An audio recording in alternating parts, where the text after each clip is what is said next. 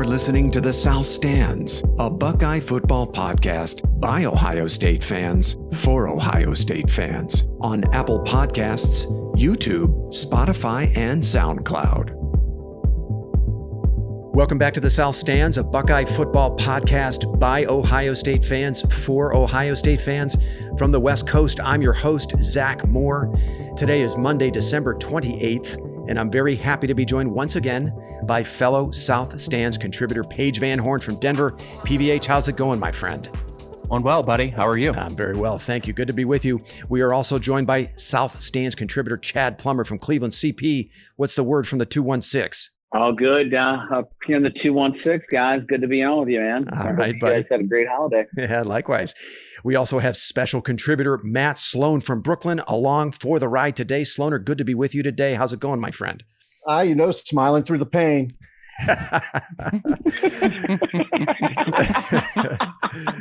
Finally, we are thrilled to have our man on the ground in New Canaan, Tim Gallagher, after his season-long hiatus. TG, happy holidays. How are you, my friend?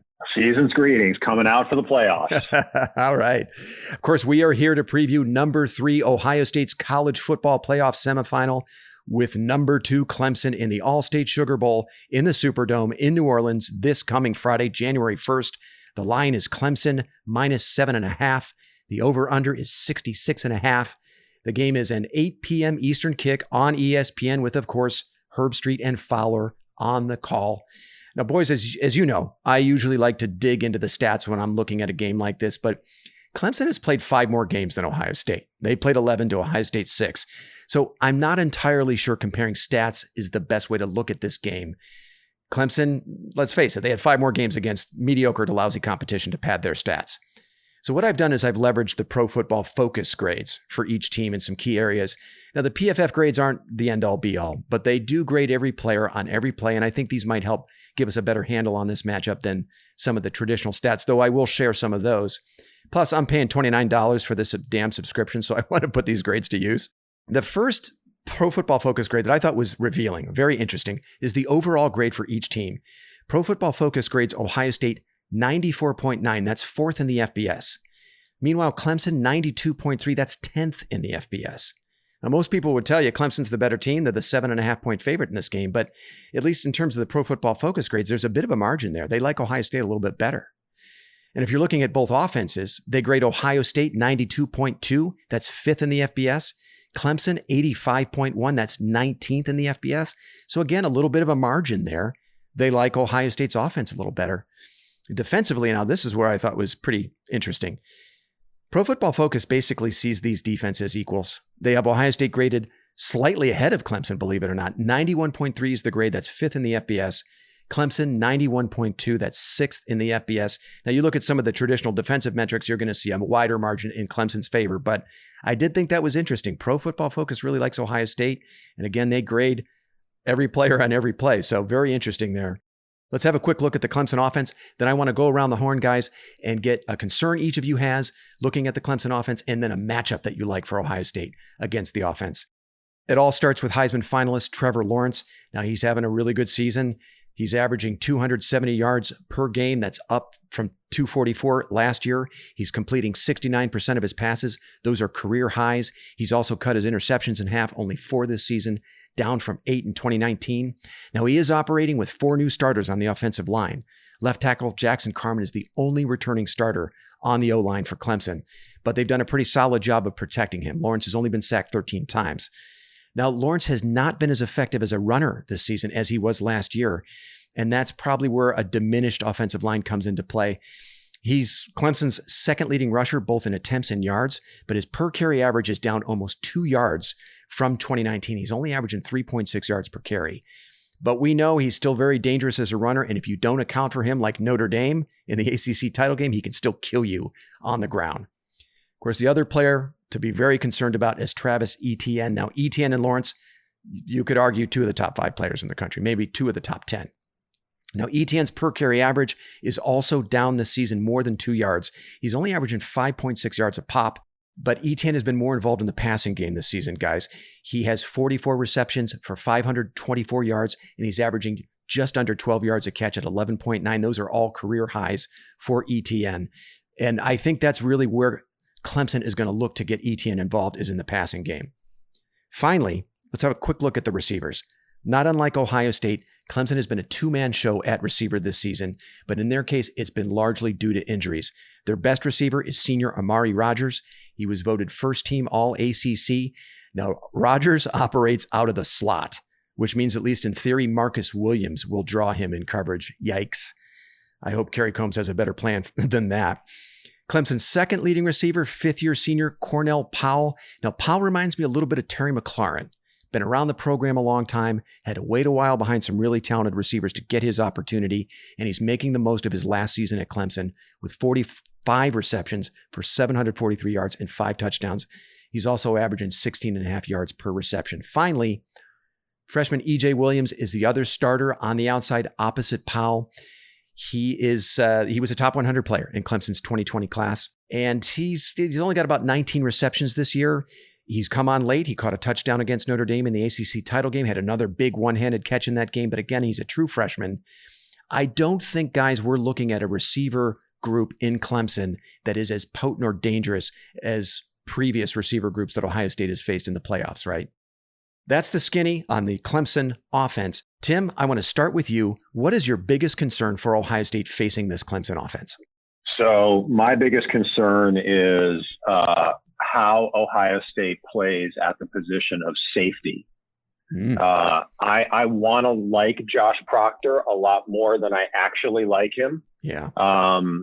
The guy makes big hits and he's an athlete, but he makes a lot of mistakes. He overruns plays. So does Hooker. Mm-hmm.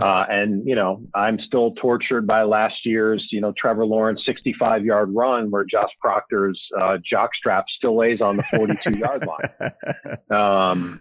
And by the way, I expected him to improve that part of his game this year. He hasn't. Yeah. And it's a bit disconcerting. And maybe Jordan Fuller was that good.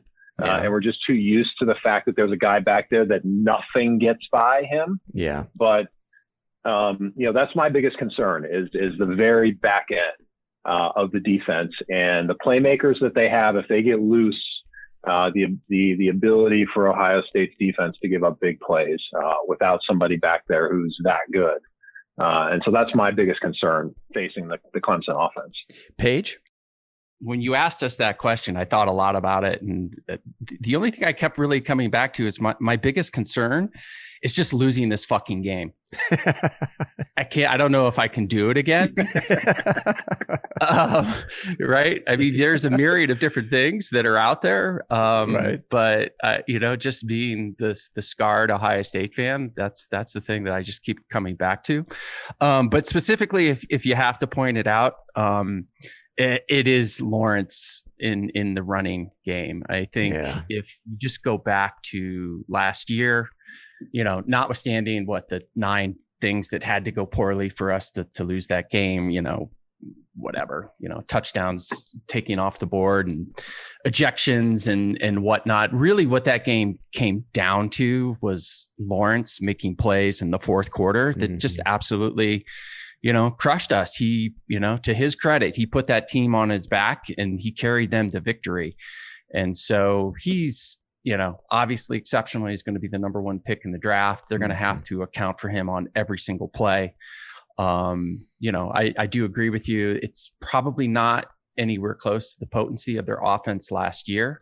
So I'm not quite as concerned maybe about the secondary, that you might be on paper, because I just don't think their wideouts are as good. Now, there's obvious reasons to be concerned there, but it comes down to containing Lawrence. And in those crucial moments, right, when they need a play, can they stop Lawrence from killing them? And if they can do that, I think they got a chance.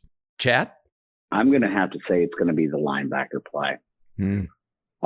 Because you've got things that you've mentioned, like you got Trevor Lawrence's feet, ETN, those guys, they don't always go for those big long plays, and we need Browning and Tuff and whoever else is in there to step up and take care of the what they're reading and not get all twisted up. Werner being out, who knows where. linebackers have to stay home and read, the offense correctly and make the plays. Okay. Matt, how about you? Well, I liken this to the logic behind getting your prostate examined when you're 50. There's just an undeniable kind of reasoning behind it. And I just think that they have more experience in their coaching. The thing that I worry the most about is that you got a gin and tonic defensive coordinator and coach who work really well together and are very good at making in-game adjustments. Mm-hmm. I think that was the difference this year. I think we have it wouldn't be an exaggeration to say a wildly young coaching staff in terms of people at their position, head coach, defensive coordinator, offensive coordinator, who really don't have a lot of years under the belt. And to put another strand to it, the working relationship is still kind of new. Yeah. That worries me more than anything, because in games like this where you have equal talent on both sides, it really comes down to prep work and in-game coaching. And that is the thing that I worry about the best. Is Day really good in-game coaching? Can Coombs make in-game adjustments that will stifle Trevor Lawrence where he's picking us apart? Those are the kind of things that is the biggest concern for me. Yeah, those are real questions. I share your concerns there.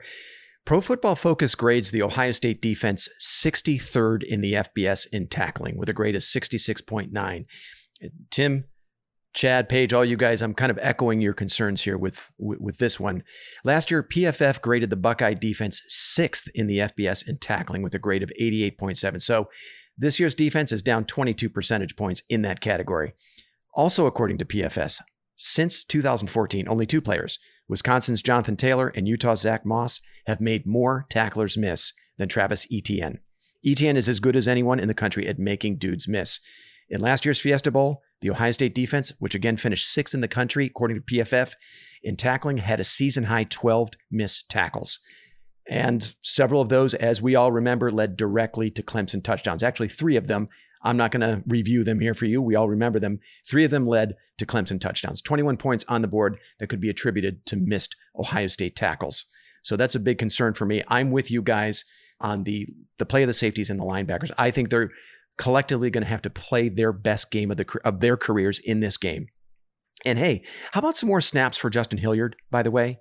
I mean, even in his limited playing time, Hilliard is the highest graded tackler among the Buckeye linebackers, according to Pro Football Focus. And look, the dude has shown a knack for making big plays. I mean, you go all the way back to the Penn State game last year. People forget he had a huge interception in the fourth quarter of that game with Penn State driving deep in Ohio State territory. We remember what he did against Northwestern, right? The big pick in the end zone, a fumble recovery, 2 tackles for loss.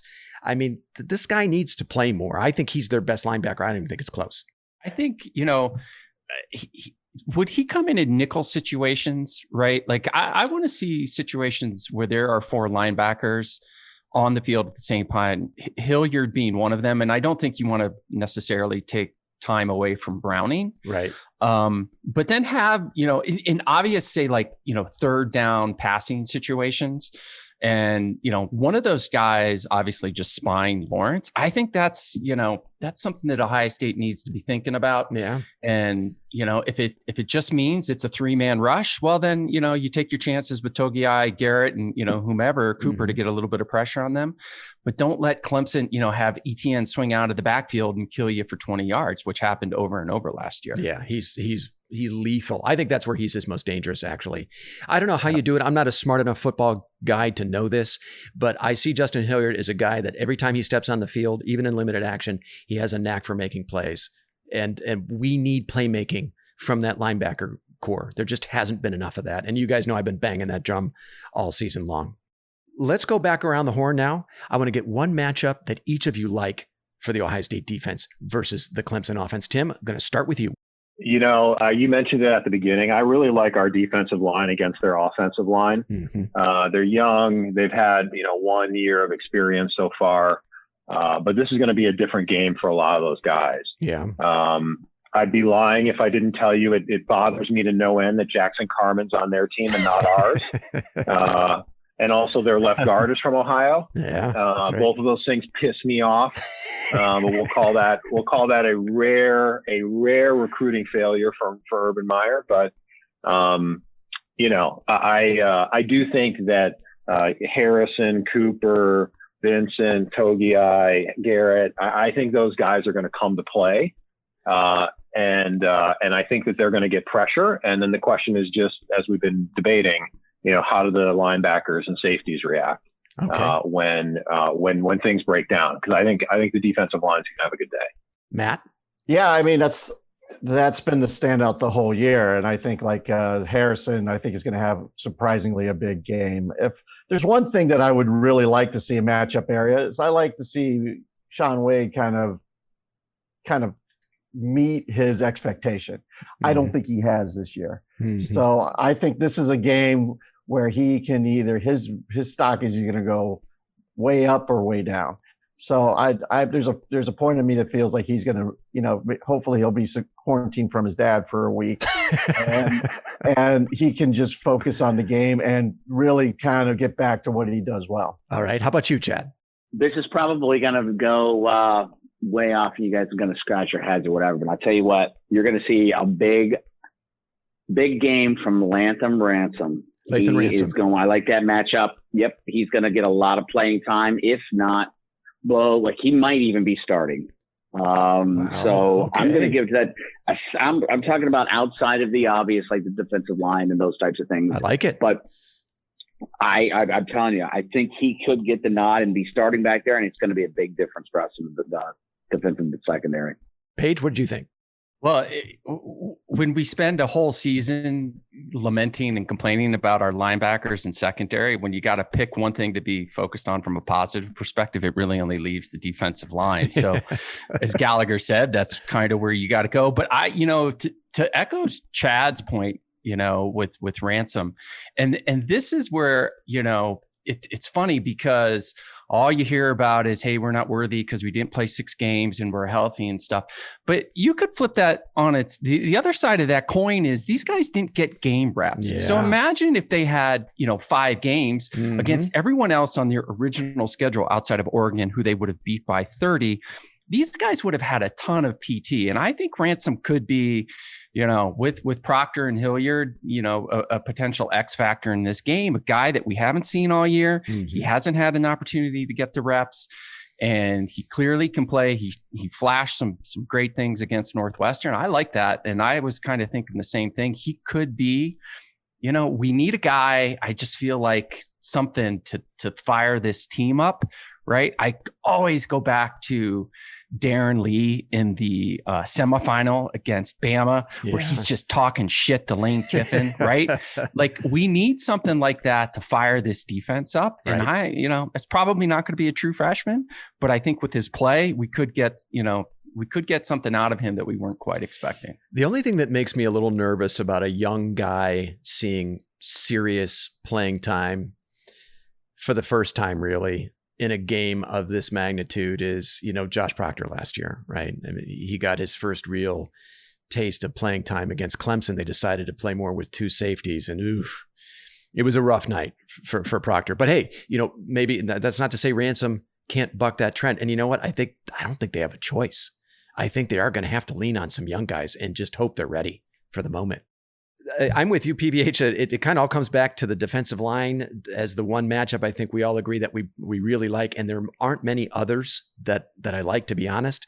I actually don't hate the matchup of Shaun Wade and Sevyn Banks on the outside against Cornell Powell and EJ Williams. Now, I wouldn't say Ohio State has a decisive advantage there, but it's a matchup I think Ohio State can win. Look, Powell's a 5th-year senior that Clemson wasn't really expecting to count on this season, but injuries have forced him into a starting role. He's played well, give him a ton of credit, but he's nowhere near the type of receiver Clemson has had on the outside over the years, right? DeAndre Hopkins, Sammy Watkins, Mike Williams, T. Higgins, Justin Ross.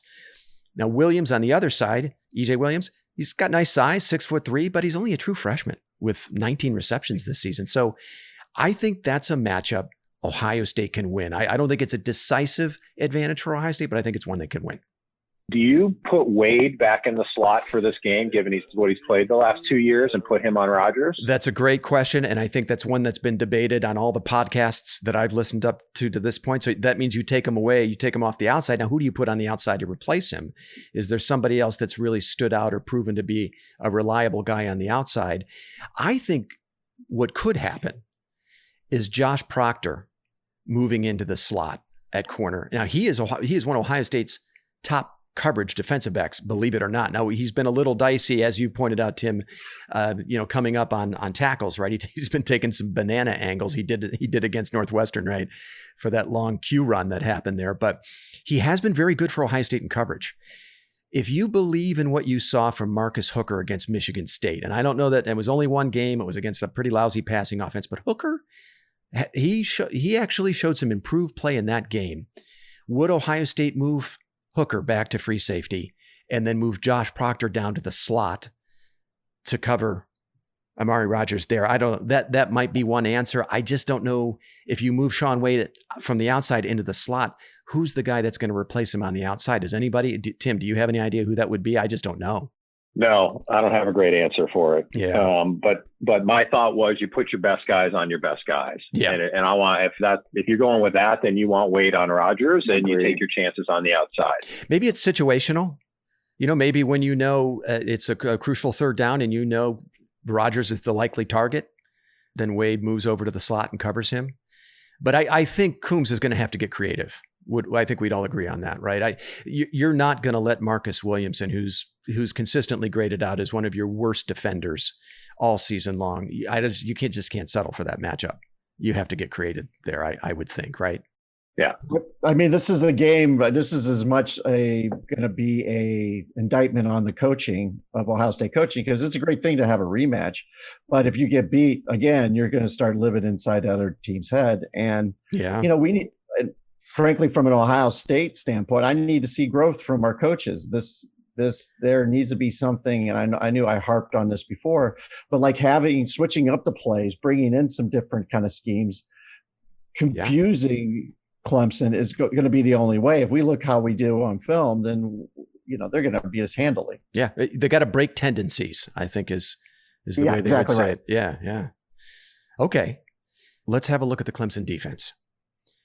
I think it's a pretty good unit. They're second nationally in sacks, averaging 4 per game.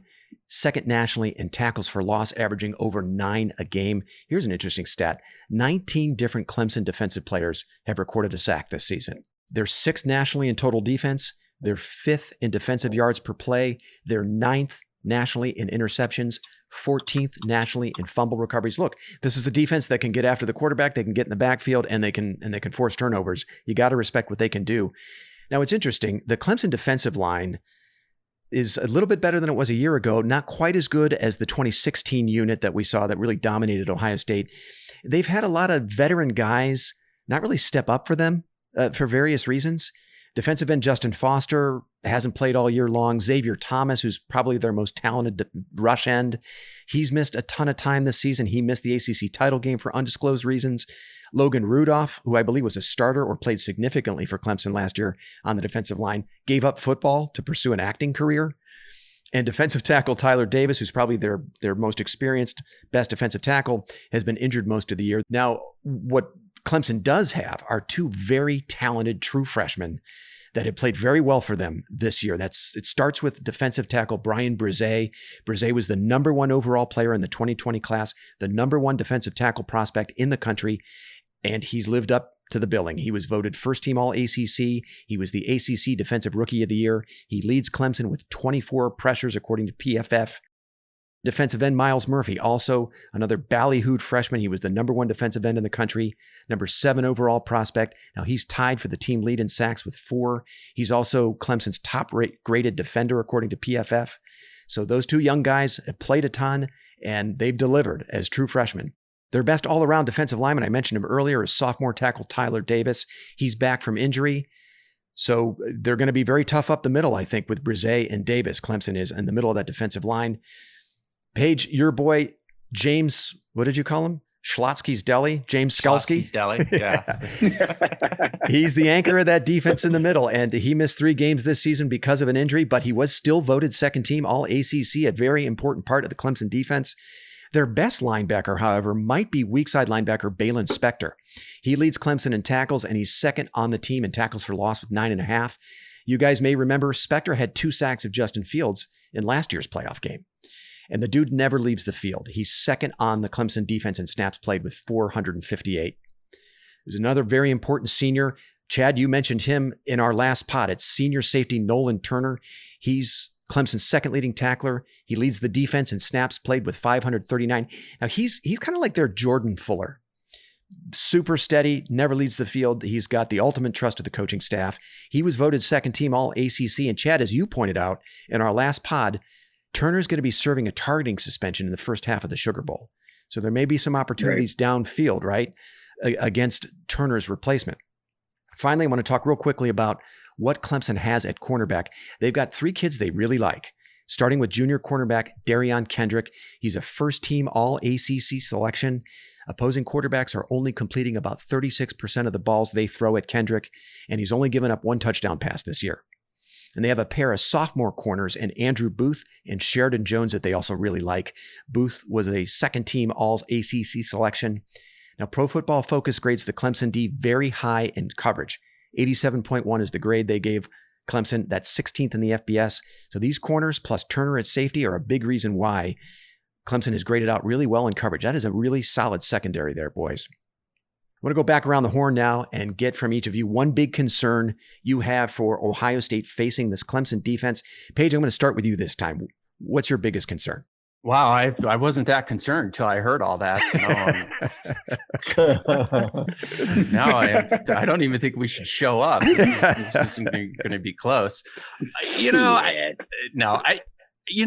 one thing about Venables and that defense is, man, that guy throws a lot of different looks at you. And one of the things that I think we talked about, would Day maybe ratchet back the aggressiveness, just from a coaching standpoint, and what do they want to do? So, do they try and establish the run, and candidly, I had no idea their corners were as graded as highly as you just said, because what I was thinking is, as much as I want to say after that performance against Northwestern that that's what they would try and do.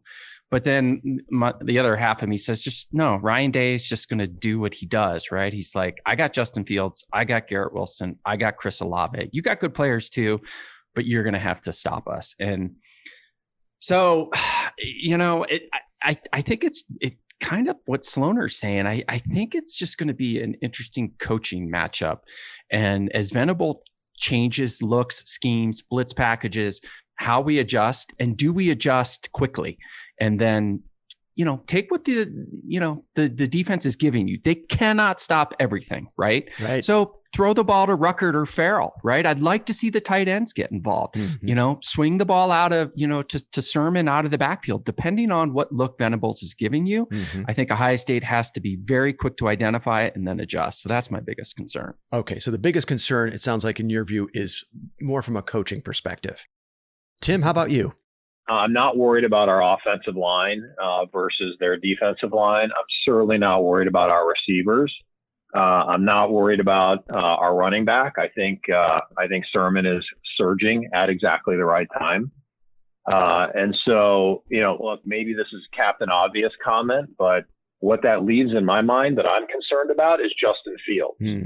And if you look at the 6 games that he's played, he had 3 really good games to start.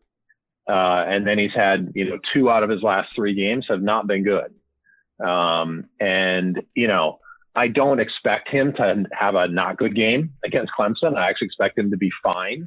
But the reason I bring it up is because there is no Ohio State without Justin Fields, period. So if he's off, if he's having a bad game, if he's, if they're getting to him, if he's playing how he played against Indiana and Northwestern, where he had 5 picks, like it's binary. Like Ohio State's not even going to be in the game. Right. And so that's what I'm concerned about. Matt, how about you? Like Paige, I was kind of startled by all those stats. And then this little idea came into my head that they play in the AC and the ACC, and they played Notre Dame twice. And that kind of made me feel a little bit better. Yeah, I'm with you, Slaughter.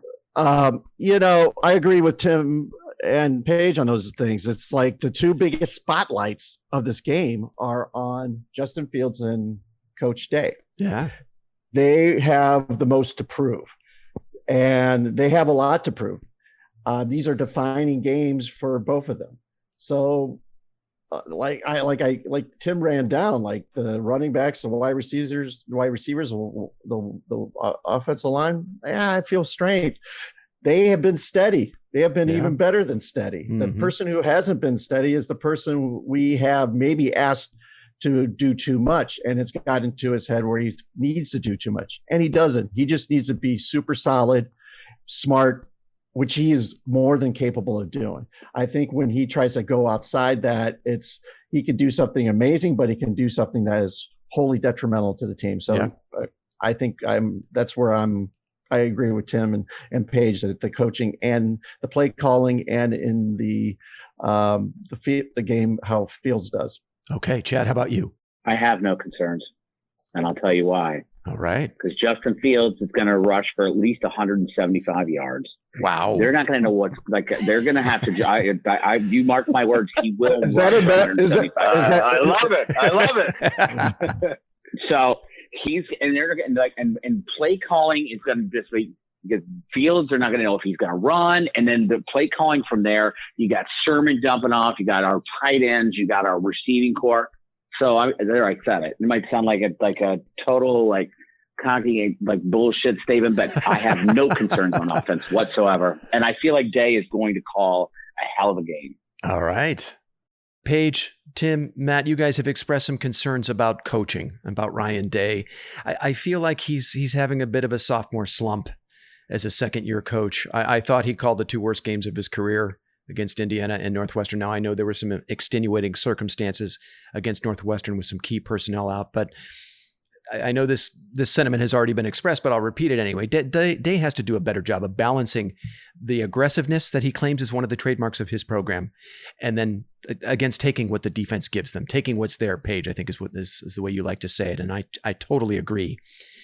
Our friend Bill Landis of The Athletic made a really good observation from the Big Ten championship game on the 4-6 with A&B podcast last week, which I wanted to share with you guys. I thought it illustrated where Day, I think, has been coming up a little short in terms of play calling. It was after Proctor's interception in the fourth quarter. There was a long run by Sermon that set Ohio State up at the Northwestern 12-yard line. This is early in the fourth quarter. The Buckeyes are clinging to a 13-10 lead. Sermon gets stuffed for a 1-yard loss on first down. It was like the only time Northwestern stopped him all afternoon. So it's 2nd and 11. Ohio State is in max protection with only 2 receivers on routes. They run a play action, which Northwestern doesn't bite on because why would you? It's 2nd and 11. And the Wildcats drop 7 in coverage. So you have 2 receivers trying to get open against 7 Wildcats in coverage on a compressed field deep in the red zone. Fields ends up scrambling on the play. He's run out of bounds, ends up spraining his thumb on his throwing hand. Ryan Day, you're better than that. I thought that play was very illustrative. And I think that's where he's got to be better. He's not been good in some of the bigger moments this year for Ohio State at recognizing the moment, recognizing what's working, and also recognizing what's not working. So my faith in Day as a play caller is a little shaken, to be totally honest. Chad, I wish I had your confidence and your faith, and I hope I'm wrong about this as a concern. But, Day has made some head-scratching moves, not just this year, but also kind of going back to the 2019 season, if we're being honest, right? He had a curious play call to throw the ball on 4th down late in the game against Penn State that led to Justin Fields' knee injury. He had a couple of, hyper-aggressive play calls in the Fiesta Bowl that were very costly, that didn't go our way. So I want to see a better plan for the offense in this game. I know this is a sentiment that's already been expressed. I'm going to echo that. I want to see quicker in-game adjustments than what we saw against Indiana and Northwestern. If Clemson's giving you a light box because they're dropping 7 dudes in coverage, then make them pay for it by hammering them with that NFL offensive line and Trey Sermon. And if they're sending those everything but the kitchen sink blitzes at Fields like Indiana, then make sure Fields has some quick, safety valves, little quick throws underneath that he can make to keep the offense on schedule. Fields cannot make any of those just head scratching scramble, throw the ball up in the middle of the field, right? God. Just try and make something out of nothing, right? Can't do that. He can't, not against this team, yeah. Right? And that's what they're going to do, though. That's what Clemson is going to do. There's going to be those situations.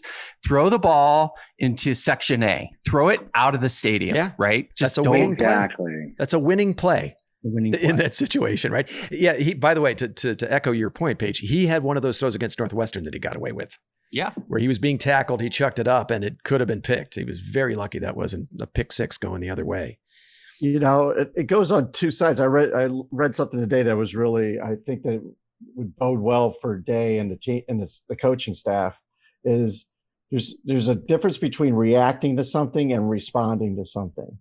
Mm-hmm. And when you react to something, you make rash decisions. When you respond to it, it has some kind of more premeditated. It has a more reflective and a more strategic move to it. So I hope that, you know, that they kind of get confidence in what they have and don't go overly cute, because I think a team like Clemson kind of inspires you to do cute plays rather than doing what you do well. Yeah, I like that point. You know what I think also might help is that the Heisman is off the table now for Fields, and also that Ryan Day no longer has to worry about style points to impress the playoff committee. I mean, I feel like Fields may have gotten a little caught up in chasing his Heisman moment against Indiana and Northwestern, you know, trying to do too much in pursuit of an individual award. I thought that was especially true against Indiana because we saw several plays like that, Paige, to your point. And I think Ryan Day's hyper-aggression on the play calling front and his refusal to take what opposing defenses have conceded, at least in part, were maybe the product of a small number of games to build a playoff resume. Well, now those two factors are off the table. And you just go win a damn game, as Urban Meyer likes to say, right? So that might be a positive for Ohio State now that those two things are off the table. I think the last thing is, on a positive note, you know, you kind of got to take him at his word of how challenging the season has been, right? Yeah. They compared, you know, they had 3 games taken away from them. They had multiple players out. They haven't had a lot of continuity. Let's just hope these 2 weeks we're hoping the entire team back, that they do, you know, sort of gel, come together. They come up with a great game plan and they play their best game, right? That's what we need to see, because they clearly haven't done that. And if they do, then I think Ohio State wins this game. On that point, give me a matchup that you like for this Ohio State offense against that Clemson defense. Oh, I'm just so excited to see what Olave does. I mean, you talk about Wyatt Davis and Wade. Yeah, they came back for this game. Who wants this game more than Chris Olave? Yeah, right. Yeah. And I think, you know, that's when I was, you know, talking about, well, Ryan Day is still going to be aggressive, right? And I don't care who your corner is, Olave, he's going to, if we win this game, it's going to be because he has a hell of a game. I like that. Chad, you probably already hinted at it, but what matchup do you like for Ohio State against the Clemson D? Justin Fields. Yep. I mean, pretty plain and simple, man. He has been like, and Payne just said it. And I think a lot of people forget, you know, this whole thing, continuity, getting a fluidity in our offense. So, I mean, you know, you look at it, we've had 6 games, and on some of those games, we didn't have one of our like star receivers in there. And, you know, there's been all these pieces, you know, for the puzzle. But, you know, like Paige said, I hope this 2 weeks will give us time to get more in sync. But, you know, Justin Fields is going to be he needs to not try to make something out of nothing. And if that's the case, man, tuck the fucking ball and run, dude. Yeah. You know what I mean? Don't sit back there and try to like dodge, you know, tacklers and all that bullshit. Just either get rid of the ball or take off running, dude. Because I'll tell you what, this is could possibly be your last, let's not hope, but possibly one of your last collegiate football games. So just, you know, leave it all out there, brother. Let's go. All right, Tim, give me a matchup you like for the Ohio State offense against the Clemson defense. You know, I like our offensive line against their defensive line. I just like it. And I think that's gonna be the key to the game, because if our offensive line dominates, then, I mean, remember, we are talking about Olave and Fields and like all this. Everybody remember the game that J.K. Dobbins had last year against Clemson. Yeah. I mean, it was a huge game, and we need the balance. We need Sermon to have a big game. And we need Fields to have time, and our receivers will get open. And so to me, I think it comes down to our offensive line. And frankly, I like our offensive line against the young defensive line. I like that. Matt, how about you? Yeah, I agree with that. I mean, is Teague out? Remains to be seen. We don't know yet. Because I'd say if those two are both, if Teague is up for the game, like that's a good 1-2 combination because they have different running styles, and that could further offset and help one of their or both their running running games because they're different kind of runners. I would be remiss if I didn't plug my boy Triple Distilled Jameson. And since that booze is not aging well, my friend. It only tastes good if you open the bottle, buddy. You can't let it sit on the shelf. It's not good if you let it sit on the shelf page. So I will say he will have 2 touchdowns. Wow. Just because he's deserved it, and anyone who scores a receiving touchdown, I'm just going to give him credit. And fuck if you don't like that. All right, so you like the forgotten man. Yes. Sloan, this might be like we were talking about earlier. Like, there's pressure on, like, I don't know who said it, but one of those little dump out passes for him, man, when there's all like blitz and like the AC/DC blitz, just dump it off to him, let those wheels go down the turf, man. He's got a cape and a magic hat. All you got to do is open the curtain and let him perform. All right. Well, I am with you, Chad. I think Justin Fields is the matchup that I like the most for Ohio State against the Clemson defense. All due respect to an underrated Ohio State running game that has far exceeded expectations this season. Fields is the matchup I like, throwing to Chris Olave and Garrett Wilson against this Clemson defense. Now, this is no knock on what looks like a rock-solid Clemson secondary. Give me Fields, Olave, and Wilson, that Ohio State passing game against any defense in the country. Fields is 19-1 as a starter with 60 touchdown passes to only 8 interceptions with a career completion percentage of 69%. And somehow folks are questioning if he's any good right now. I mean, this game has become kind of a referendum on Fields, which is a little absurd. I mean, okay, look, Fields had a rough second half against Indiana, but he still threw for 300 yards, ran for another 78, and accounted for 3 touchdowns in that game. We don't win that game without Justin Fields. And in the 2 games that followed that one, he had to play without his starting left and right tackles, his starting center, without his head coach, and without his position coach. I mean, he spent half the game against Michigan State digging shotgun snaps out of the turf because his left guard had to play center. Then he had to face one of the country's top pass defenses without 2 of his top 3 receivers. Chris Olave, look, man, he's as important to Ohio State as Devontae Smith is to Alabama. Now, Smith's a better player, but in terms of what these players mean to their offenses, Olave, equally important to Ohio State. He was a big loss for the Buckeyes. And I feel like maybe Fields is being judged a little unfairly because of some of those extenuating circumstances, largely due to COVID. If Ohio State is whole for this game, and all indications are that they will be, I expect greatness from Fields, Olave, and Wilson on Friday night. So that's the matchup I love. Why is that unfair, though?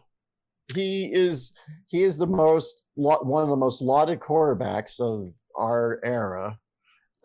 He if things are going great, that is great. He's doing, but let's look at it truthfully on the bigger games. So a lot of them he hasn't done great. Yeah, well, that's true. Yeah, I mean, he definitely deserves some criticism for some of the decisions that he's made.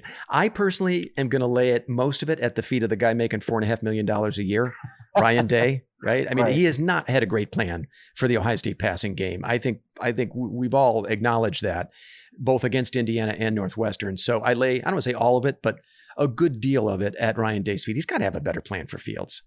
Yeah, that's fair. And at the end of the day, though, this is was he a junior who puts on his helmet the helmet for himself? So it's up to him to make the plays. And look, I have a lot of confidence in his ability. I think he's had I look at failures as lessons. So I think he seems, at least the things that I've read about him, that he's taking it as such. Right. So I'm excited to see how he comes up, because there's not going to be any bigger spotlight. Perhaps if they win, they beat Clemson. But to this point, this is the biggest spotlight on Justin Field and his playing. I mean, if I would have told you guys, after the Penn State game, let's say, that Ohio State would make the playoff, and some of the biggest questions we'd have about them going into that game is related to Justin Fields. I mean, none of us would have believed it. It's crazy that we're here, but I do think you're right. He deserves some of the criticism.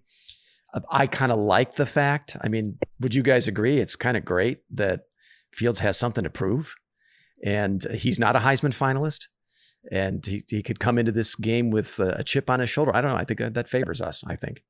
Well, I like that. You have the insufferable, what did he say today, that Trevor Lawrence is the epitome of Heisman? I mean, dude, just shut up. Like, we know he's great. Like, he's going to New York. Just shut your mouth. But yeah, you're right, Zach. I mean, there's definitely, I agree with both you guys, right? Like Sloaner, yeah, he is responsible for his own actions. I do think the play calling has been somewhat, suspect, and Day needs to own some of that as well. I do think, not having three of your offensive linemen is a big freaking deal, although he played pretty well he in was that great game. in that game. Yeah. But, sort of putting a bow on it, couldn't you almost make the case that whomever has a better game, Justin Fields or Lawrence, wins this game, right? I mean, I think so. Oh, yeah. Those two guys, they are going to, it's the most important position on the field. Whoever has the better game on Saturday when we're talking about this is probably the team who won the game. So is it whoever makes the most plays for his team, or is it whoever makes the least mistakes? Maybe a combination of both. Yeah, it's probably a combination of both. It's kind of like I said before, like Ohio State, even with all the things that went against them last year, it still came down to Lawrence just killing them in the last 8 minutes of that game. He won that game for them, him and Etienne. Same thing's probably going to happen again. And by the way, Justin Fields almost, checkmated him if Olave doesn't break off that pattern, right? I mean, it might be the guy who has the ball last in this game. Who knows? But it will come down to the quarterback, I bet. Before we fire up the concernometer and go around the horn and get a readout from each of you guys, I did want to mention, I listened to a couple of interviews with Matt Conley. Now, he's the Clemson beat writer who covers the Tigers for the State. And I thought there were some revealing things that he said. First of all, Conley said he was interviewed by Buckeye Talk and also by Buckeye Scoop.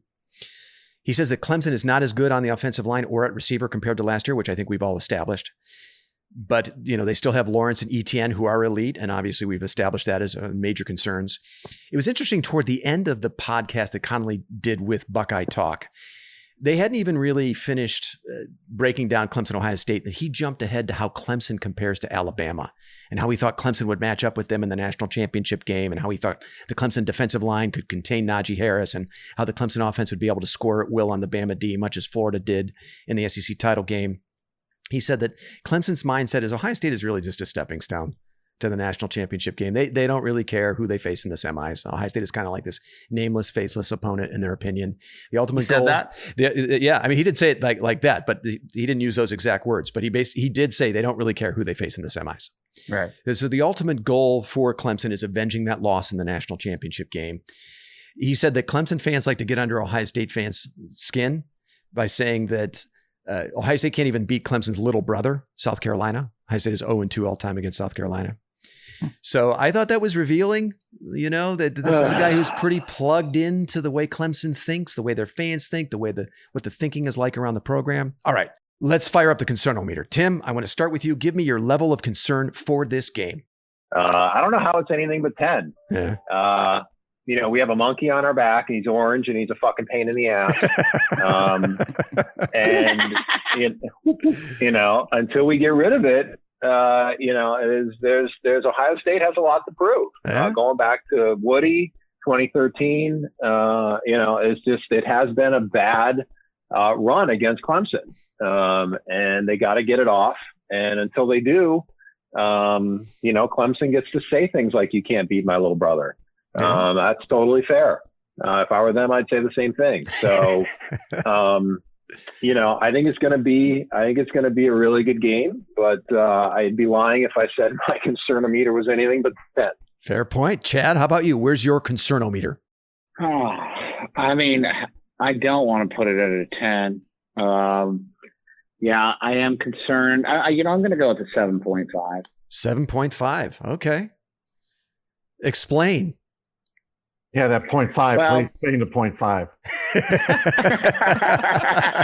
Well, I didn't want to go to the 8, Sloaner, so I just didn't want to go to the 8. So I went to 0.5. I really feel good about this game, guys. I really do, man. I think we're going to come out looking like a difference, like we should have looked all year long in a normal season. So Okay. I'll stick with the 7.5. Fair enough. Paige? Yeah, I'm with Tim. I don't know how you can't be anything other than a 10. Historically, and also to Chad's point, how we looked against Northwestern. You have to be a 10 here. Now, that being said, I do expect Ohio State to win, but I wouldn't be surprised if they lost either. And I think from an X's and O's and coaching perspective, yeah, this is clearly a 10. And we got to get that monkey off our back. I liken it back to, the SEC days, right? Where we just weren't, fast enough, strong enough to compete with them. It's ironic. Now we're dealing with the same bullshit against Clemson. It's got to end. Okay, Matt, how about you? I think Ohio State will win, but I could see how they can lose. That was such a brilliant insight. I didn't say how they could. I would be surprised. So, get it straight. So you didn't say surprised. You would not be surprised. Roll the tape back, Zach. Roll the tape back. Because they lost last year. Yeah, great imagination.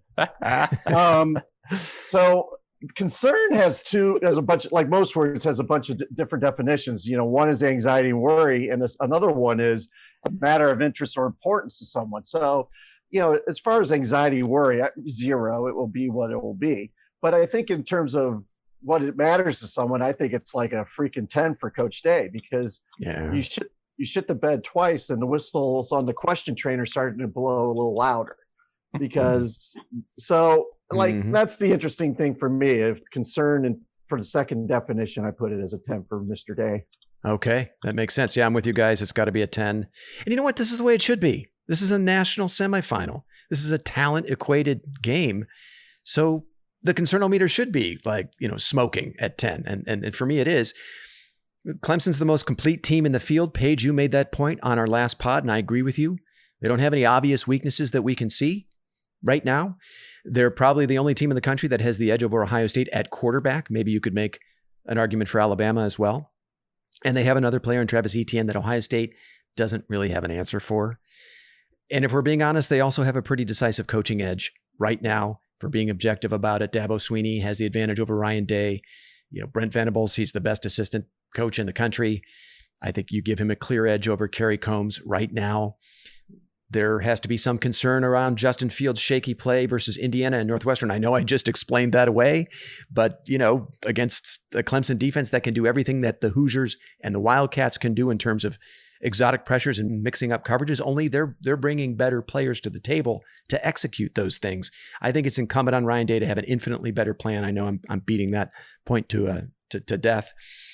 Ohio State lost 3 games to COVID, 3 opportunities to work out kinks, 3 opportunities to get some of their younger players valuable game experience, 3 opportunities to beef up their statistical profile. So there is a bit of an unknown with this team. Does it have another gear it can reach? And it has just not had enough opportunities to demonstrate that yet. I guess you can look at that in positively or negatively. I guess I'm going to choose to look at that positively, that maybe there's another gear there that Ohio State hasn't shown yet that they'll be able to reach in this game. Also, is the thumb on Fields' throwing hand okay? That kind of factors into my concernometer score. We don't know yet. I haven't really heard anything. I think it's probably going to be fine. All right. It's time for score predictions. Tim, I want to start with you. Give me your score prediction. So my score prediction is Ohio State 34, Clemson 31. However, I want to also add that, when I look at this game, and you look at a range of outcomes, that's the outcome I'm going with. But there's lots of other outcomes, obviously, that can happen. And to me, outcome number 2 for me is Ohio State 45, Clemson 24.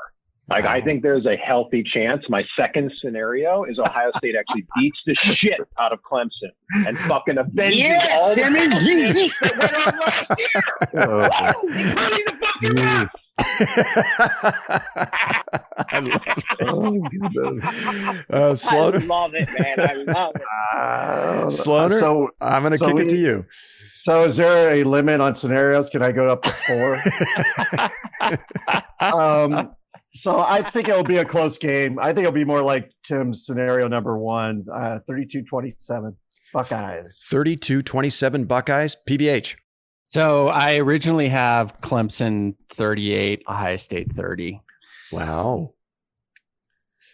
And as much as it pains, I think the only way Ohio State wins this game, is you just said it, Zach. Do they find another gear? And the reason would be because they've had such a tough year, just getting games canceled, players not available for games. I don't think by any objective perspective, just watching the 17 games, that you can say Ohio State's the better team and should win this game.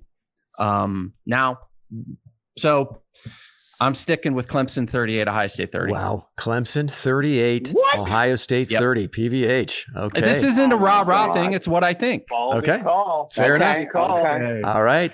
You do know if that doesn't happen, the next podcast could be your most My last podcast. your most god-awful experience. Dude, I hope it is. I would love nothing more than to just get hazed for 60 minutes and be wrong because Ohio State won.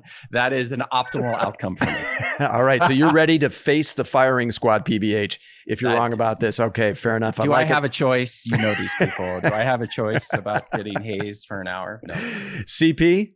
731 Buckeyes. 37-31 Buckeyes. Yep. Okay.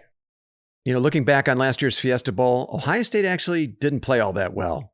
They were -2 in turnover margin, -30 in penalty yardage. They had 3 trips inside the Clemson 11-yard line and had to settle for field goals all 3 times. The defense had a season-high 12 missed tackles, which I mentioned previously. And yet Ohio State probably should have won that game. I don't think we have that kind of margin for error in this game. And I think our path to victory is a little narrower. But there is a path, and it involves 2 factors. One's more of a tangible factor. The other is more of an intangible.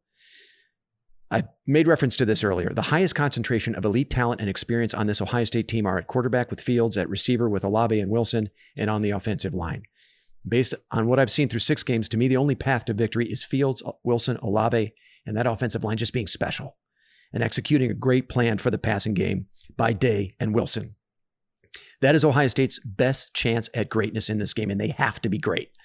So that's the more tangible X's and O's factor that I see. Now, if we're talking about intangible, that could have an impact on this game. After Championship Saturday, Dabo Swinney made a very strong statement about how he views Ohio State when he put them 11th on his final ballot for the coaches poll. There is a little bit of a Miami 2002 vibe coming off this Clemson team right now. Not quite as brash or arrogant. Wow. Dabo, their head coach, is doing most of the talking. But the question for me is, can Ryan Day take advantage of Clemson's overconfidence in this game? Can he use it to motivate his team, to have them playing with a huge chip, to help them find another level, which I think they're going to need to find to win this game? Can he use Dabo Swinney's hubris and arrogance against him? Day has to harness it and use it in the right way. So those are the 2 factors. I got Ohio State winning this one 30-28 and an absolute classic. And onward and upward. Onward and upward to the national championship game. Dabo can sock it. That, I tell you what, though, I mean, come on, this is fun, isn't it? I mean, it's fun. He's adding some intrigue here, right? I mean, it's more fun when you hate the other team.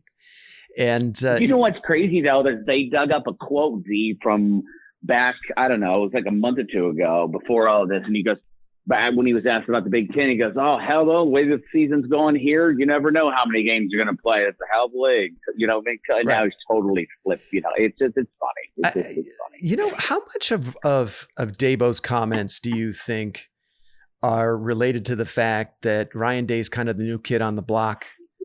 Swinney is part of the establishment, right? It's also worth pointing out Nick Saban did not have Ohio State in his top 4 on his final ballot for the coaches poll. I wonder if it's a little jab at Day. Like, hey, people are mentioning you in the same breath as me. Okay, well, you got to prove it. I built my program. You inherited yours. All right, guys. Hey, look, we are well over an hour, but before I let you go, I wanted to have a quick look, just get a quick prediction from each of you on the other semifinal. Alabama, Notre Dame. The line is Alabama -19.5. I think that line's gone up 2.5 points since it came out. And this game is going to be played also on ESPN before Ohio State. It is a 4 p.m. Eastern kick. Tim, how do you see that game? Who do you think wins it? Well, I definitely think Alabama wins it, but I don't think that they cover 19.5. So I think actually Notre Dame plays decent and is probably even within 2 touchdowns. I think Bama maybe wins by 10 points. Well, okay, Paige. Yeah, I disagree. I mean, Notre Dame's signature win is at home against Clemson without half their team, Trevor Lawrence. And when they played the real Clemson, it was 38-3. It wasn't even close. Yeah. I think Alabama's better than Clemson. And so, yeah, I think it could be ugly. I'm going to go like 48-14. Okay, Matt. Notre Dame along with shit again have become, the 2 biggest mirage teams, freaking hype bullies who wilt once you tag them on the nose. They are literally the tanning beds in the land of 80-degree sunny days. So I will say apologies to Joe Gallagher and my man Frank Stamms, but Alabama by 6 touchdowns. So whatever 6 times 7 is, you have my score. All right. Okay. Chad, I know what a huge Notre Dame fan you are. So how do you see this game? I see this game 56-13. All right. Alabama. I tend to agree with you guys. I think Alabama probably rolls. There is one thing that gives me pause, and I kind of feel like Alabama has been let off the hook for this by everyone, and it's because they've earned the benefit of the doubt. It's Nick Saban, it's Bama. They're in this, they win titles virtually every year, but they give up a lot of points, right? 46 points in the SEC title game. I think they gave up 49 to Ole Miss earlier this year and like 600 total yards offense. I don't think Notre Dame has the firepower offensively to take advantage of that, but I don't know. Does that come back to haunt Alabama at any point during this playoff? It'll be interesting to find out. All right, boys, we are well over an hour. This has been a fantastic effort for a Monday afternoon. Why don't we end things here and plan to reconvene over the weekend to talk about what we hope will be an Ohio State victory over Clemson.